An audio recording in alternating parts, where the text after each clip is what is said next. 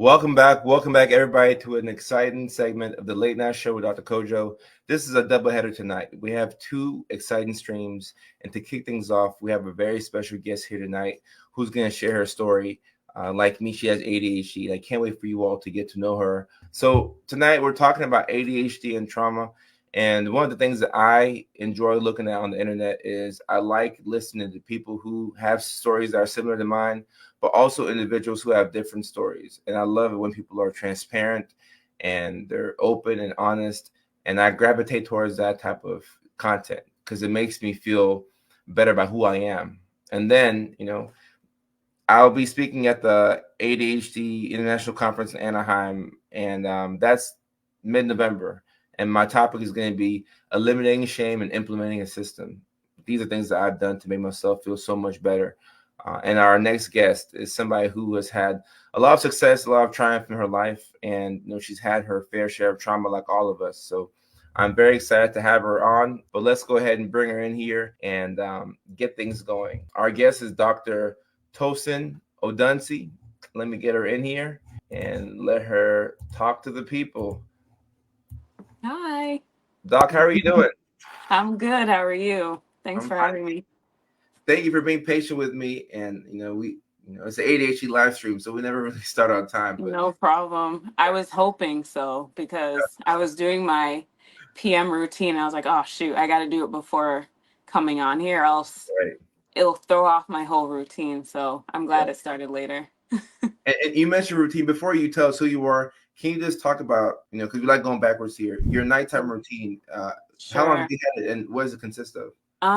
It's taken me a while to get here. So I have, like a lot of people, several alarms on my phone.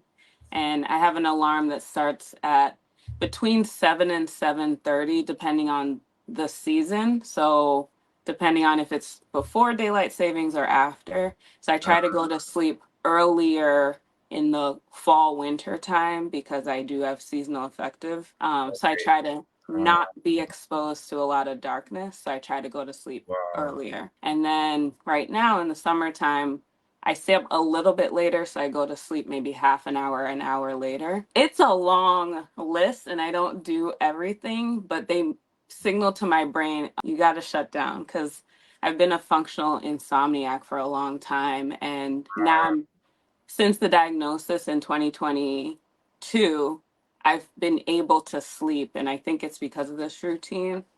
So it's yeah, I get good sleep. So it starts off with okay, the 7 o'clock or 7:30 alarm goes off.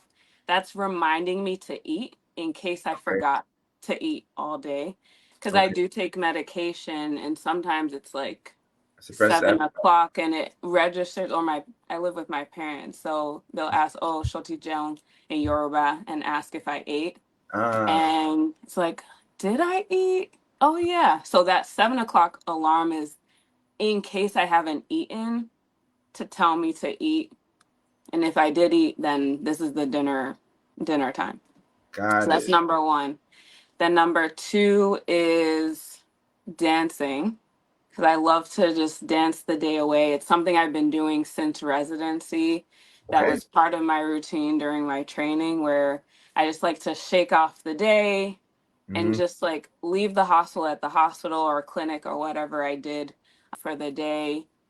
Do a dance. It could be 5 minutes, it could be an hour. So Okay. I'll just do that. And I allot 3 hours for my PM routine, but it doesn't have to take 3 hours. I just am very strict about it in terms of blocking off that time. Um, then the next thing is like lighting a scented candle. So I have a candle here and I use a candle warmer now because there have been times where I've left the candle unattended and gone to work. So I got a warmer. So I Goodness. hit that so that there's the scent of something warm and something nice. Then Uh, I take a warm shower. For some reason it resets my thermostat. I don't know if it's a me thing, but it gets me all cozy and warm to go to bed. And then what's next? Oh, I should just look on my thing, shouldn't I? that's quite elaborate.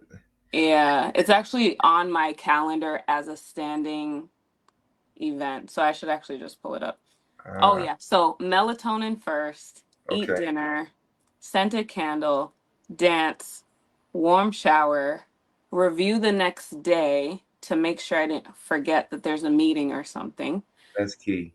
So last night I was like, is this thing at 6, 7, 8? I didn't remember. So I reviewed to for the next day. Then I lay out my clothes because I feel like I'm always rushing out the door. Then I hydrate because I typically forget to drink water. And then there's an alarm that goes off to head to bed and another alarm for lights out. And then Wow. within an hour of that, I usually doze off. So that's why it's set for 3 hours so that I God. can be asleep by 11:30 and Mm, then wake up around between 6 and 6:30. gotcha. Gotcha. Wow.